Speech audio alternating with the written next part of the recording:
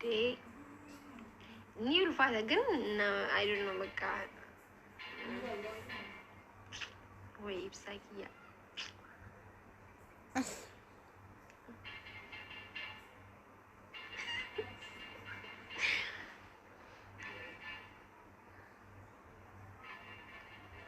But I'm with you, father. But like, I.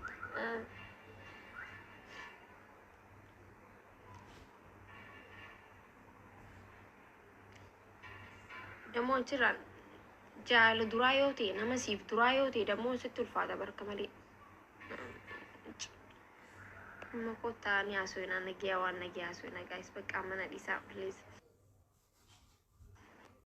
Egaa maakiin hedduudhuma tokko garaana nyaatte dhugaa dubbachuu fi egaa rabbi walitti isaanaa deebisu akkuma kaleessa ija jaalalaatiin ija nagaatiin hawwii isaanii bara dheerateef walii ganii wal argan hammas immoo waaqayyoo biyya kana keessa ishee baasee isheellee akka ija deebi'anii wal argan abdiin qabaa ashamaa akkam jirtu. Hordoftoonni seenaatu nagaa waaqayyo isiniif haa baay'atu akkam isaati kana keessan nagaa keessanii isiniin jira obboloota koo'ee laayik sheer gochuu hin dagatinaa isiniin jira yaada qabdan immoo koomentii jala kaa'uu hin dagatinaa. Egaa har'a maal qabattee dhufte jechuun keessan oolu akkuma viidiyoo irratti argitanii maakii kaleessa galgala hedduu tokko dhugaa waaqayna kaffaa baay'ee tokko baqa onnee namaa cabsa jechaadha jalan ture jechaadha laayivii seente turte laayivii irra teessee boossi. Nama jaalala beekutu namaaf hubata malee inni jaalala hin beekne namaaf hin hubatu jechaadha. Maal takkana ishee godhaa hunduma keenya jechuu dandeessu jechaadha. Egaa inni akkuma jirutti ta'ee nama gamaakiin kaleessa galgala dubbattee turte jechaadha. Ani naman jaaladhu dhiisiti nama rakkate birattu nan boohaa jettee turte jechaadha. Baay'ee tokko garaana nyaatte rabbi. Bakka hin jira mitiire yeroo isaa suura kaanillee duuba taa'ee tanan bookaleellee boosechaadha balbalallee qollofee tanan amma kun ganda haadha faaxeen jira manatti wajjin qollofnee biraa baanee jettee jirti. Dhugaa dubbachuuf hedduu tokko egaa maakii namni wallaaltanii jirtu jedhee iyyaadu baay'ee tokko Ineen dhugaa rabbi waan obsa ishee dhafaa kennu maaliif jennaan kaleessallee jecha baay'ee jedhamaa ture garuu obsaan wal arganii nutillee gammachuu isaanii hirmaannee fi jechaadha. Har'ammoo gaafa dhugaa waaqayyoo biraa deemu osoo garaan addaan nama hin baasiin karaan addaan nama baasaa jettee bossottee turte. Egaa laayivii irrattis waggaa 2 kophaa ture. Har'a garuu egaa inni dhufee guyyaa takka gargar baanee hin beeknu. Laayivii addaa dabarsinee bakka amalallee badee anaaf immoo hiriyaa koo jalqabaati isa durallee nama tokko hin beeku jettee dubbattee turte. Dhugaa dubbachuu fi dhuguma kuni hiriyaa koo jalqabaati nama odoon nama tokko isa dura beeke umaallee natti fakkaatu xiqqoo wanti na gaddisiisu yoo jiraate baqattuu ta'uu kooti. Odoon baqattuu ta'uu baatee biyya hambiraa jiraadhe yeroon barbaade dhaqee isa laale yeroo barbaade dhufee na laale sila akkasii wanti jireenya koo keessatti ofitti haaru yoo jiraate baqattummaa ta'uu kooti jettee dubbattee jirti jechaadha. Egaa hordoftoota koo dhugaa dubbachuuf baay'ee kalee galgala onnee koo na cabsitee nama wal jaalatu nama akkanatti waliif eenyu jedhu gaafa carraa yeroo tokko carraan keenya maali laatan jedha dhugaa waaqayyoo jechaadha. Isa kaan osoo jiru adda adda baafta isa kaan osoo jireenyatu gargar baasa jechaadha. Inni illee baay'ee tokko garaana nyaatte baqa dhugaa rabbii iji diddiimatee baay'ee jechaadha. Waaqayyoo rabbii obsa isheedhaaf haa kennu akkuma kaleessa obsitee dandeessee baqa wal argan kana ammallee rabbii waan yaadaaf muraada isaanii haa guutuu fi hedduu tokko na gaddisiiftee nama waan taateef baqa laayivii irra teessee hogguu isheen boosu nama jaalattuuf jecha nama jechi baay'een jedhamee isaaf isheedhaaf jecha immoo as dhufe jechaadha. Egaa durallee akka inni deebi'u nan beeka jettee akka deebi'ee deemu nan beeka garuu hin amanne jette ji'oota wajjin dabarsine kana keessatti haala bareedaa dhugaa dubbachuuf ijoollee akka kanatti laayivii bareedaa laayivii addaa dabarsan rabbi laayivii hana jedhee jechaadha.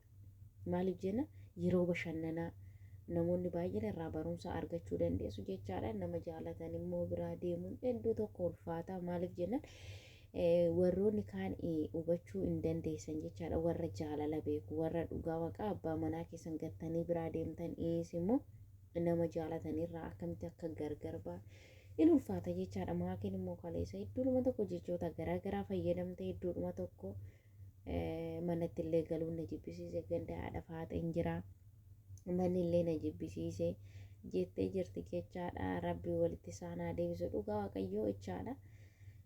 Maal godhura carraadha. Jireenya akkana qaba. Jireenyi yeroo tokko tokko waan ati hin yaadne baqa akkaati yaadde odoo hin taane akka rabbi jedhe deebi'an immoo yeroo gabaabaa keessatti haala mijeeffatanii akka wal argan du'aa godhaaf isin jedha obboloota koo.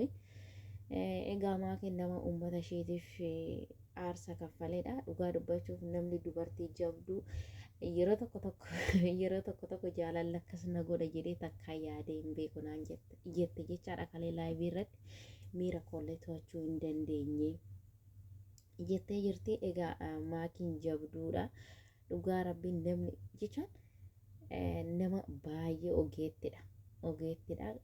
Immoo uummata isheetiif aarsa baay'ee hojjette jechaadha. Nama uummata ishee kutaa hin qabne jecha maakiin baay'ee nama tokko na kaffa jechaadha. Dhugaa waaqa viidiyoo ishee laayivii ishee jala ture hedduu tokko na kaffee waaqayyoo yeroo gabaabaa keessatti wal argitanii jaalala keessan akka wajjin dhadhamattan abdiin qabaa rabbirraa. Rabbiin wanta hin dandeenye hin jiru. Maakii koositti hin dhaga'amini wanti hin dabarre hin jiru jechaadha. Dachee lafaa kanarra obsa yoo qabaatanii har'aaf si kaffa'uu danda'a, sitti ulfaachuu danda'a, kobummaa sitti dhaga'amuu danda'a. Kaleessa nama bartee har'a namarraa gaafa gargar baatu hedduu tokko ulfaata jechaadha. Namni jireenya jalqabee gaafa gargar bahu hedduu tokko in ulfaata jechaadha. Rabbiif immoo wanti hin danda'amne jiru. Rabbiin waan yaaddeef waan akka waliin biraas hin ga'u abdiin qaba. Kaleessallee bakka kana hin geenye jettanii takka yaadde namoonni baay'een sinirratti kaa ture jechaadha. Sin immoo san hundarrayyuu dabartanii iddoo milkaa'insaa geessanii gaafa sandiina mataa gadi qabachiiftanii turtan jecha. Maakii koo har'as immoo obsatu si barbaachisaa. Obsi waan hunda akka eenyu jedhuun beekta. Dubartii jabduudha, dubartii hayyuudhaati. Homaa miti dura kanuma sitti dhaga'ama. Egaa nama bartee namarraa gaafa fagaattu dhugaa waaqa nama jaalattu isa kaan dhiisiti. Gaafa haadhaaf abbaa kee biraa deemtuyyuu in ulfaata jechaadha. Amma namoonni yeroo jalqaba dhumnu jechaadha. Amma ji'a 5 ji'a 4 bakka ji'a 6 hin boonye jechaadha. Yeroo jalqaba biyya harabaa dhumnu kunis kanuma. Egaa maal gootaree jireenya kana qaba. Ammas immoo maakiin dura kana inuma itti ulfaata. Isaan immoo laayivii addaa dabarsanii yeroo bareeda dabarsanii har'a immoo hireedha jechaadha. Hireedha jireenya sila ta'eef waaqayyoo obsa siifaa kennuu danda'e giiftii koo. Akka deebitanii immoo akkuma kaleessa obsaan deebitanii wal argitanii kaleessallee jechoota baay'ee siniin jedhamaa ture.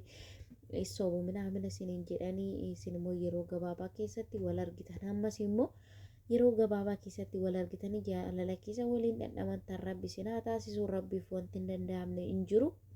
Amma sanitti immoo waa rabbiin obsa isaa siifaa kennu giiftii koo homaa miti wanti hin dabarre hin jiru.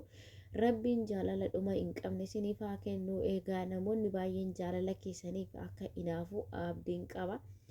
Inaafa sanirra immoo darbee isin immoo gammachuudhaan itti agarsiiftanii waan baay'ee jechoota sanirra dabartanii hojiidhaan itti agarsiiftanii turtanii. Ammas immoo nama dhugaa waaqayyoo haala biyya baqattummaa kana keessa haala si mijeesse rabbi haala si mijeesse nama akkatti wal jaalatu gaafa gargar bahu ani onni dhugaa waaqa baay'ee jecha baay'ee onni na cabsite kalee galgalaa dubbattee jechaadha. Rabbi waan godheef qaba sababa qaba. Egaa hundumtuu yeroo qaba jechaadha. Amma sanitti immoo rabbiin kadhachuun barbaachisaadha. Maakii koomaa miti wanti hin dabarre hin jiru.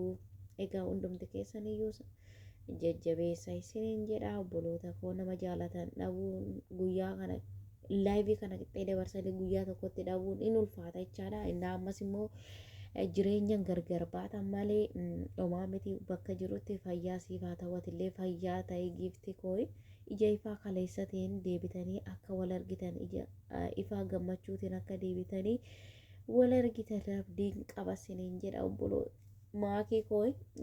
Egaa viidiyoo kana laallee walitti deebina. Waliin akkana walitti rahaa meeqa dabarsuuf jirtanii? Dirqumaan bakka dirqumaan wallaahi osoo dhaaloo kutee keessa ani ጊዜ isaan footoo kaanan taa'ee bu'aa jira bar footoo maal yaadadhaa miti as dhiifaa maasታወሻ waliin kaana jaanii ጊዜ isa qaban. Haati faatee akkas jettee baree. Yaa taa'ee waara footoo maal naa godhan jee footoo hedduu waliin qabnaatiti. Seetilla ininnaan. Aizosh.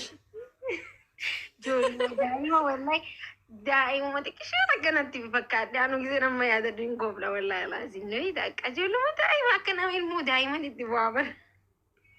Abshir makitiya wallahi yeroo dhiyootti rabbi walitti isin haa deebisu. Bika niyyattanitti niyyaa teessan yeroo gabaabduu sanatti rabbiin ni dandaasi galee wanni rabbiin dadhabee hin jiru. Rahaa teessan harkuu feenaa kaanuti.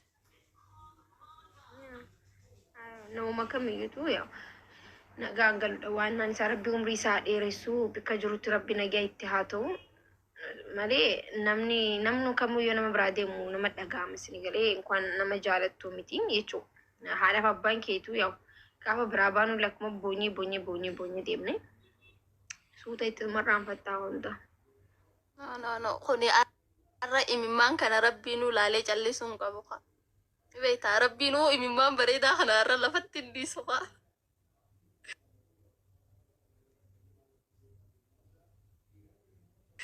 Imimmaan babbareedaa namni meeqa si wajjin booyi. Wallahi arra akka waan na taatee ni beektaa wallahi akka waan na taatee bakka na dhaga'amu jira ni beektaa. Dhugaa rabbi jaalala namaa rabbii namaa kannaa waan akka nu jaalattaniif galatu miseenjara waan hunditti himi maakii bakka ashii rakkoon hin jiru. Bakka deemee maakii rakkoon hin jiru shii bakka nama namni kun bakka na barri dhaarrifadhee bara akka waan biraa na fakkaatse wallahi. Yaa wallahi bar waa meeqa nama dhaga'ama gaa nama nu dhaga'ame wallahi nu dhaga'ame hedduu nu dhaga'ame garuu maal goona gaa. Abdii maal jettasa? Yaa rabbi nagaan galchee jira inshallah wallahi waannaan nagaan inni galuudha si galee miti. Inni nagaan galuudha nagaa. Bakka nama jaalattu gisee nagaa ta'utu tola waa hunda caalanii beektaa. Yaa ammallee yeruma xiqqoo yeruma gabaabduu takka malee yaadamuraan ni guutamaa sodaatiin ati. Abshii numa jajjabaadhumaa kinu duratti hin boo'in piliis waa meeqa nu dhaga'ama nuti. Gaaraan boo eegeeffadhee bara. Yoon boo'uu mana fiyya galee. Ganaa ni gaadis. Yaa gana wallahi sirra teessee hin boo'in ni beektaa. Dhiisiga. Nuti faan madaa jibbiroo warri jalaa qabu gubbannu idaamti. Harmallaa mana du'aan geessan jaanta fi keessa bochi. Maal ta'een boo bismillah rabbi